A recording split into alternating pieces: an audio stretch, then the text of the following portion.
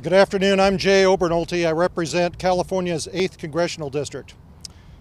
I am very proud to be a co-sponsor of this legislation. I'd like to thank Congressman Keller for his leadership on this issue. To be clear, I am very pro-vaccine.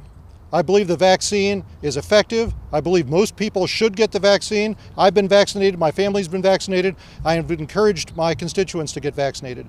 But I am very strongly opposed to mandating that anyone get the vaccine. And I'm firmly convinced it is unconstitutional to require people to inject something into their bodies at the price of losing their job.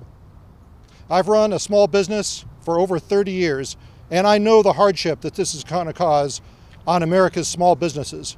And regardless of what you feel about the constitutionality of what OSHA is trying to do here, think about this. Inflation is running at the highest levels in over 40 years, and it's causing real impacts on the people that we represent. In my district, it costs over $20 more today to fill the tank of a car with gasoline just to go to work than it did just a year ago. The price of all our everyday commodities are up, and Thanksgiving dinner next week is going to be the most expensive Thanksgiving dinner in the history of our country. This is only going to get worse if OSHA is allowed to promulgate this regulation. Economists will tell you that inflation is caused by an imbalance between supply and demand.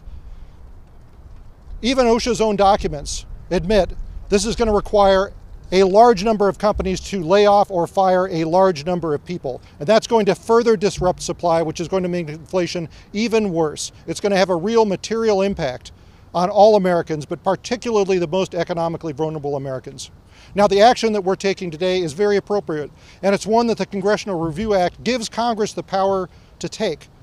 It's when Congress has a serious concern about an action taken by the administration, Congress reserves the right to step in and say, we do not believe that that is correct. And that's what we're doing today. This bill has over 160 co-sponsors. It deserves to get a hearing, and it deserves to be passed. So I want to thank you for your support of this legislation and for Congressman Keller for his leadership. Good afternoon on this nice, bright